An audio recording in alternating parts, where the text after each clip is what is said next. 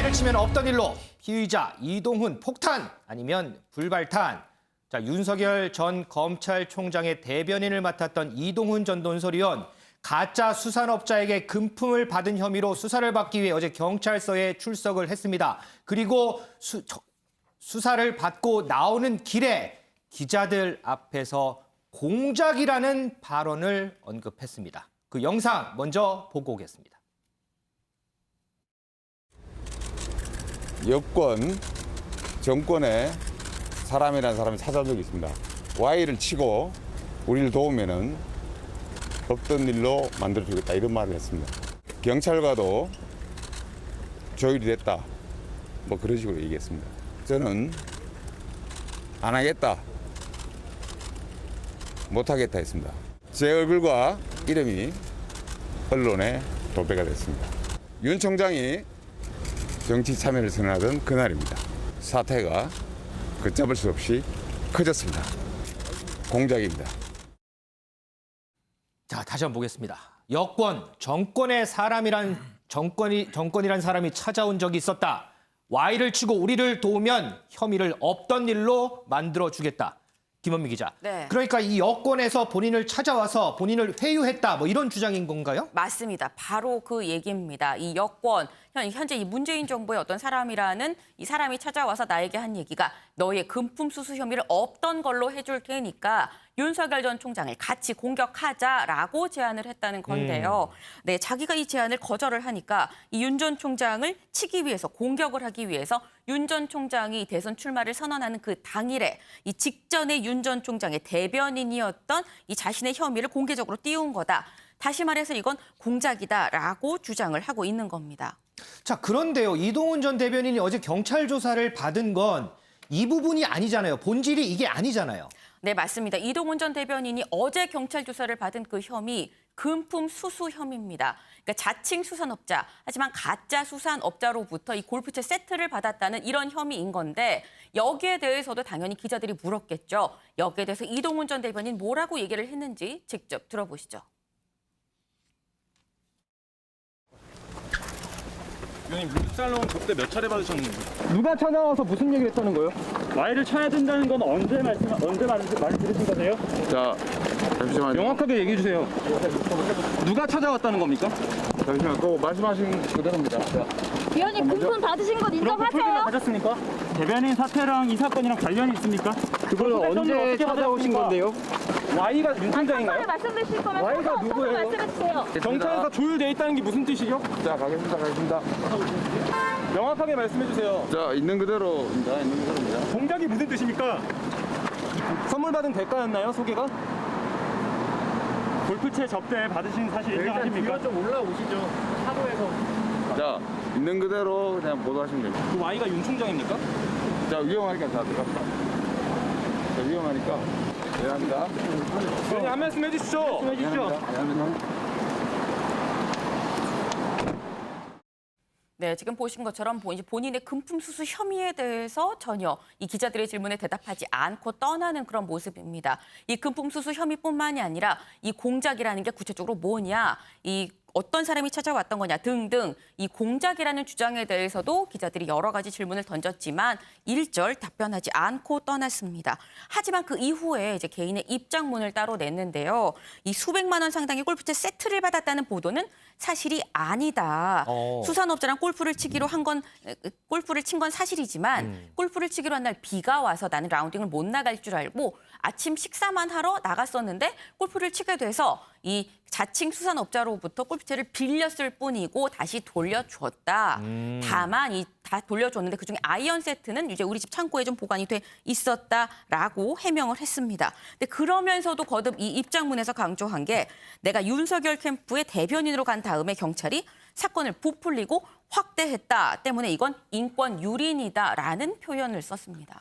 자, 조금 전에 정리가 된 화면이 나갔었죠. 이번 사건의 본질은 바로 가짜 수산업자가 본인 사업의 영위를 위해서 검찰, 경찰, 언론계, 정치권 할 것 없이 전방위로 금품을 뿌린 그런 사건입니다. 그중에 한 명, 이동훈 전 대변인이 이 가짜 수산업자에게 금품을 받은 혐의로 어제 경찰에 출석을 해서 조사를 받았습니다. 하지만 공작이라는 발언을 함으로 인해서 사건의 본질보다는 이 공작이 더욱더 확대되는 모양새입니다. 이동석 기자, 조금 전에 이동훈 전 대변인 발언 중에 경찰 얘기도 나와요. 경찰의 입장은 뭐예요?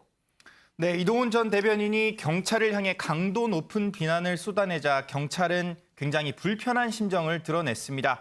앞서 이동훈 전 대변인은요, 경찰이 일방적으로 여론제 재판을 하고 있다면서 조직적으로 언론 플레이를 하고 있다고 주장을 했는데요. 그러면서 국민의 지팡이가 아닌 권력의 하수인 역할이라며 강도 높은 비난을 쏟아낸 바 있습니다. 이에 대해서 경찰의 반응은 단호했는데요. 이번 사건과 관련해 법에 정해진 절차대로 수사를 진행해 왔다. 그러면서 법에 따라 엄정하게 처리할 예정이라고 밝혔습니다. 지난달 중순이었죠. 이동훈 전 대변인이 윤석열 전 총장 입당 관련 메시지를 전하면서 여러 혼선이 있었고 며칠 지나지 않아 대변인직을 사퇴했습니다.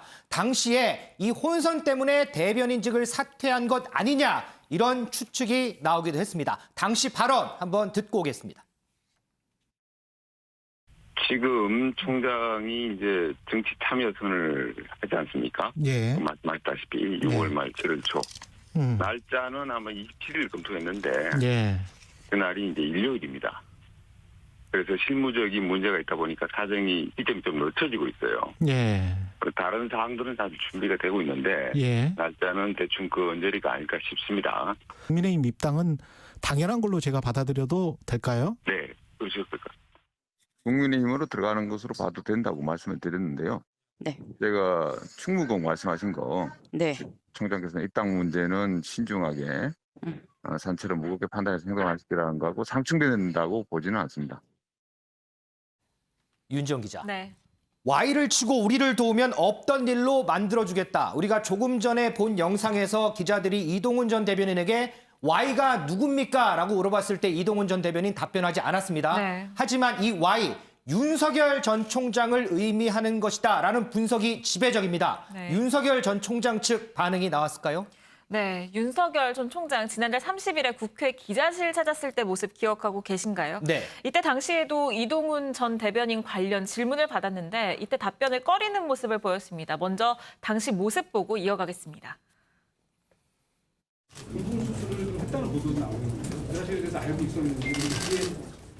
글쎄 뭐 본인의 그 신상에 관한 뭐 개인 문제이기 때문에 저희로서는 거기에 대해서 특별히 드릴 말씀이 없습니다. 글쎄 본인의 그 신상 문제라서 자기가 개인적인 이유로 좀 그만두고 싶다고 해서 그렇게 해서 서로 간에 양해를 했습니다.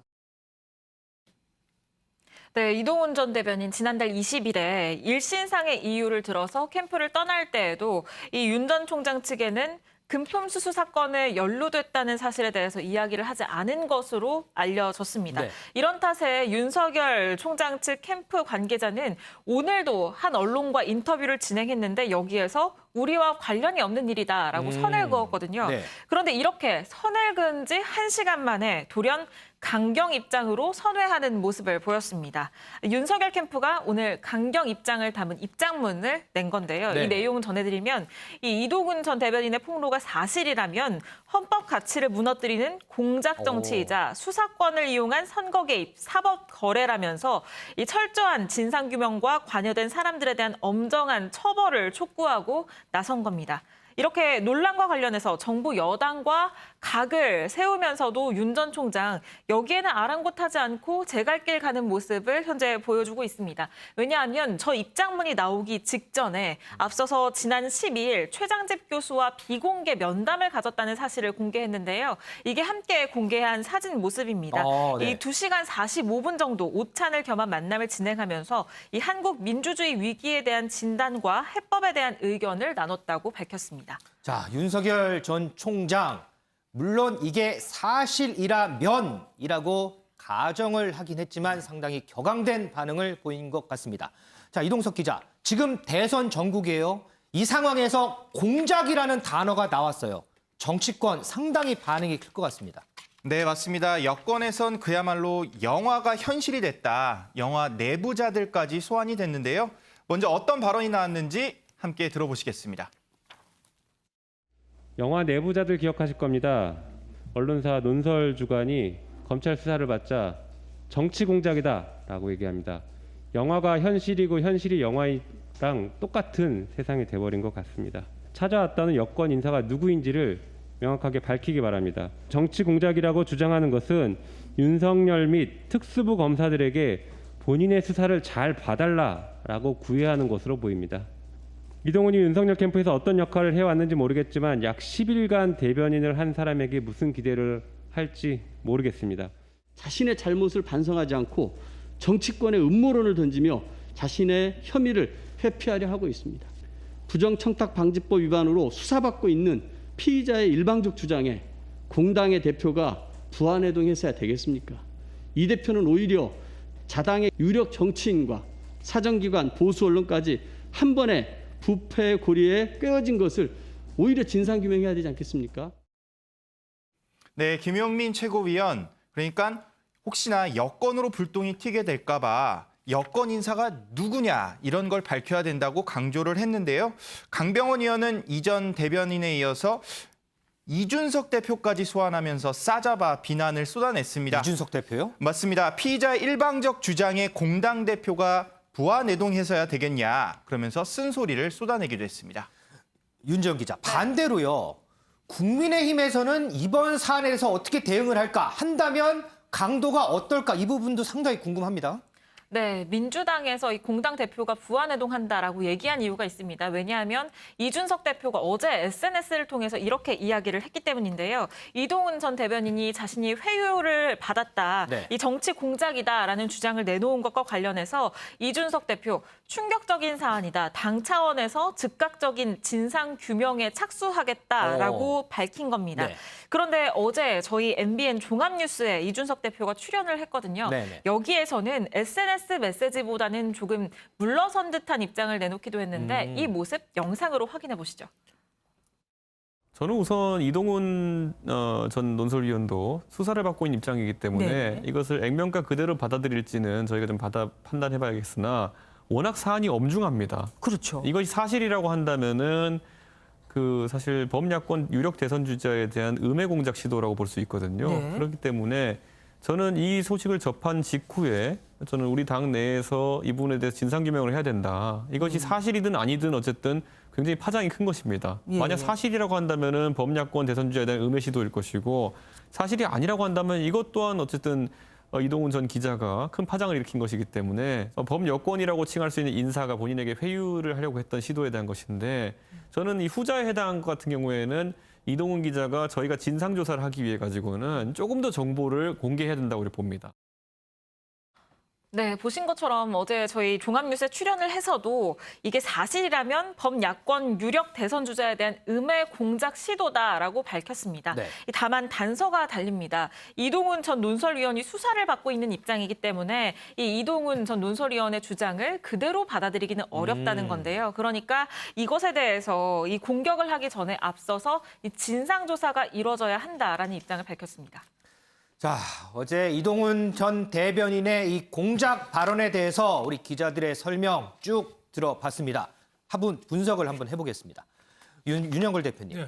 자, 이동훈 전 대변인 기자 출신입니다. 지금 이 시점에서 공작이라는 발언을 했을 때 불러올 파장 분명히 잘 알고 있을 겁니다.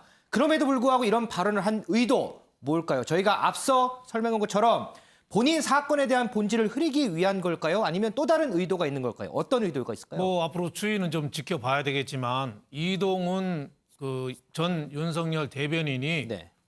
육하 원칙에서 정확히 밝히지 않으면 초점을 흐리기다, 오히려 적반하장이다, 이런 비난을 받을 소지가 많아 보여요. 네. 이번에 이동훈 전 대변인이 얘기한 게 두 가지거든요. 하나는 왜 윤석열 검찰총장이 정치 선언할 때 내가 수산업자 한테 받은 게 이런 게 정황이 자세히 공개가 됐냐. 본격 수사도 시작되기 전에 왜 이렇게 자세히 공개됐냐. 이거 피의사실 유포잖아요. 여기 대해서는 얼마든지 얘기할 수 있다고 봐요. 왜 경찰에 조사받기 전에 수사 상황이 다 나오냔 말이죠. 여기 대해서는 얼마든지 할 수가 있는데 다만 이제 더 중요한 게 공작 정치에 얘기했거든요. 공작 정치 또 Y라는 윤석열 검찰총장이겠죠. 그분의 불리한 증언을 해주면 네 사건은 없던 걸 해주겠다. 이거는 공작이라는 말이 사전적인 말로 하면은 없던 일을 미리 꾸며서 만드는 거거든요. 그러니까 굉장히 정치적인 큰 사건이 되는 거예요. 그래서 저는 이동훈 대변인이 저런 얘기를 할 정도면은 본인이 직접 들은 거잖아요. 육하원칙에서 분명히 밝혀야죠. 기자들은 아무리 훌륭한 기사를 써도 육하원칙이 안 맞으면 기사가 쓰레기통으로 갑니다. 언제 누가 왜 어떻게 육하원칙에서 분명히 저는 밝혀야지. 만약에 밝히지 않으면 이동훈 대변인은 저는 이 사건의 초점을 흐리기 위해서 일부러 자기가 골프채 받은 거를 덮기 위해서 더 큰 공작 정치라는 거를 터뜨렸다. 뭐 이렇게밖에 해석을 할 수가 없는 거죠. 그래서 육하원칙에서 분명히 밝혀야 되고 또 하나 어제 좀 아쉬운 게 골프채를 비가 와서 골프채를 수산업자 거를 빌려서 쳤는데 그걸 집에 가져온 거잖아요. 그럼 받은 건 받은 거잖아요. 그러면 해당 언론사나 선후배 언론인이나 여기에 대해서 좀 유감 표명 정도는 좀 있어야 되는데 나는 잘못이 하나도 없는데 공작 정치의 희생양이다. 여기에 대해서 국민들이 좀 납득하기가 좀 어렵지 않을까 이런 생각이 듭니다. 자, 그러면요, 배 교수님. 어쨌든 이 공작 정치 발언은 이동훈 전 대변인의 주장입니다. 본인 주장일 뿐입니다. 때문에 민주당에서는 이게 10일 동안 대변인 한 사람한테 뭘 바랄 수 있겠냐. 이거 터무니없는 얘기다라고 평가절하를 해요. 하지만 국민의힘 이준석 대표는 이런 얘기를 합니다. 그대로 받아들일지, 이 주장을 그대로 받아들일지는 봐야 되겠지만 사실이라면 상당히 엄중한 사안이다. 이렇게 얘기를 했어요. 자, 이 공작 발언의 파장 어디까지 이어질 것 같습니까? 제가 볼 때는 파장이 별로 클 것 같지가 않습니다. 아, 그래요? 이유는 뭐 구체적인 증거가 없잖아요. 그리고 누군지도 밝히지 않고 있잖아요. 따라서 별로 파장은 크지 않을 것 같고 결국 본인에게 더 큰 부메랑으로 다가올 가능성이 높다. 본인에게 누군지를 부메랑으로 밝히지 다가올 않으면. 것이다. 그러면은 근거도 없이 얘기를 한 게 되잖아요. 그러면 근거도 없이 했다면은 결국 사람들이 생각할 때 궁지에 몰리니까 위기를 탈출하기 위해서 저렇게 물귀신 작전을 하는가 보다라고 생각하고 있는 건 아니겠습니까? 지금 제가 볼 때는 본인 같은 경우는 부정책당 금지법을 위반한 혐의로 해서 피의자, 이른바 범죄인 취급을 받는 그런 상황인데 정치 공작이다. 특히 이제 본인이 윤석열 전 총장의 대변인 했기 때문에 자기를 쳐서 윤석열 전 총장을 없애기 위한 또는 뭐 타격을 주기 위한 그런 것을 이제 회유를 받았다라고 얘기를 하는데 그러면은 본인의 입장이 완전 바뀌는 거예요. 범죄자가 아니라 정치 공작의 피해자가 되는 거예요. 그런 측면에서 제가 볼 때는 이런 이제 주장을 한 것 같고 중요한 것은 주장과 증거가 맞부딪히면은 결국은 증거가 이기는 거예요. 우리가 법정에서도 주장만 있고 또 증거가 없다면은 지는 거예요. 그래서 증거를 제시한 사람이 이긴데 지금 이동훈 전 대변인 같은 경우는 주장만 있고 근거가 전혀 없기 때문에 본인이 상당히 좀 불리한 입장에 있는 것 아닌가. 반대로 실제로 이분 같은 경우는 골프를 했고 골프채를 받았다라는 그 증거물이 있는 거예요. 근데 본인이 주장하기는 나는 골프채를 빌렸다라고 얘기를 하는데 통상 골프채를 빌려서 할 수 있지만 그러면 그런 경우에는 골프장에서 빌리지 한 사람이 골프채를 2개 가져가지는 않아요. 그리고 두 번째로는 골프채를 빌렸다면은 지난해 골프를 쳤으니까 줘야 되는데 아직까지도 본인 집에 골프채가 있다는 거 아니겠습니까? 그래서 상당히 좀 말에 설득력이 없고 그렇기 때문에 지금 이준석 대표 같은 경우도 당초에 진상규명을 강력하게 얘기하다가 지금 이동훈 전 대변인도 좀 명확하게 얘기를 해야 된다라고 좀 입장을 바꾸고 있는 것 아니겠습니까? 제가 볼 때는 뭐 시간이 갈수록 더 이동훈 전 대변인이 불리한 상황에 처하지 않을까 이렇게 생각이 됩니다. 자, 어쨌든 이동훈 전 대변인의 발언, 본인 사건의 본질을 흐리기 위해서 낸 발언인지 이후에 좀 더 구체적인 발언들이 또 언급이 될지 이 부분은 좀 더 지켜봐야 할 것 같습니다. 자, 윤석열 전 총장 이래저래 많이 얘기가 나오고 있습니다. 그러면서 공세도 계속됩니다. 이동석 기자. 자, 여권은 물론이고요. 지금 보니까 최재형 전 감사원장 측에서도 이제 견제 발언이 막 나와요. 네, 맞습니다. 여권은 물론 야권에서도 윤석열 전 총장을 향한 견제구가 계속해서 들어오고 있는 상황입니다. 먼저 여권에서는요, 김건희 씨의 논문 표절 의혹을 계속해서 언급하고 있는데요. 김의겸 의원은 한 사업계획서 내용이 논문으로 됐다, 표절 의혹을 다시금 강조했습니다. 일단 김의겸 의원이 어떤 발언을 했는지 함께 들어보시겠습니다.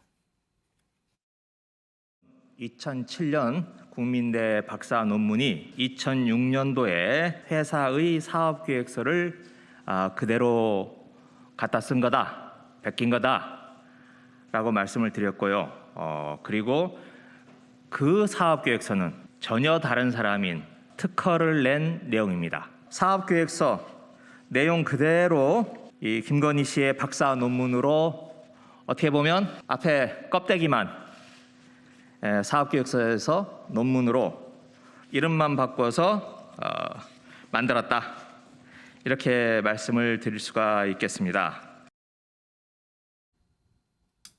네, 김의겸 의원의 발언 함께 들어보셨는데요. 논문 표절 의혹을 다시 전면에 꺼내든 겁니다. 야권에서도요, 최재형 전 감사원장 측이 이렇게 상황실장으로 임명된 김명우 전 의원이 일단 나섰는데요. 어떤 목소리를 했는지 먼저 들어보시겠습니다. 윤석열 전 총장에 대해서 많이 쏠림 현상이 있었다. 그거는 일시적이었고 이제 대세는 최재형이다 쪽으로 갈 가능성이 높아 보여요. 하지만 현재까지는 인지도가 많이 떨어진 거는 사실이죠. 지지율이 높다고 해서 바로 그냥 남들은 경쟁하고 있는데 이쪽에 가만히 있다가 단일화하자라고 하는 것은 처음부터 꽃가마타겠다는 거거든요. 스포츠 경기로 따지면 부전승입니다. 예. 싸우지 않고 이기겠다는 거거든요. 예. 그것은 정도가 아니죠. 네, 김영우 전 의원은요, 일단 이제 대세는 최재형 전 감사원장이다, 그러면서 윤 전 총장의 지지율은 일시적인 현상이라고 강조를 했습니다. 그러면서 이제 최재형 신드롬이 만들어질 것이라면서요, 윤석열 쏠림 현상에 대한 경계심을 드러내기도 했습니다. 최재형 전 원장, 이 늦은 출발을 만회하려는 걸까요? 공세도 점점 세지고요. 발걸음도 점점 빨라지는 것 같습니다. 윤지영 기자, 네. 오늘 권영세 대외협력위원장을 만난다면서요? 혹시 조기 입당하려나요? 아무래도 그렇게 될 가능성이 커 보이긴 합니다. 왜냐하면 이 낮은 인지도가 약점으로 꼽히는 만큼 이걸 만회할 수 있는 가장 효과적인 수단이 국민의힘 조기 입당으로 보여지기도 하는데요. 네. 이 당장 오늘 오후 5시에 이 권영세 국민의힘 대외협력위원장과 이 비공개 만남을 갖습니다. 이 권영세 대외협력위원장의 경우에는요, 최재형 전 원장과 서울대 법대 2년 후배입니다. 그리고 또 이 학부 시절에요, 이 형사법학회에서 친분도 쌓은 것으로 알려졌는데 아무래도 오늘 만난 자리에서 이 국민의힘 입당 관련된 논의가 본격적으로 이뤄질 것으로 보이고요.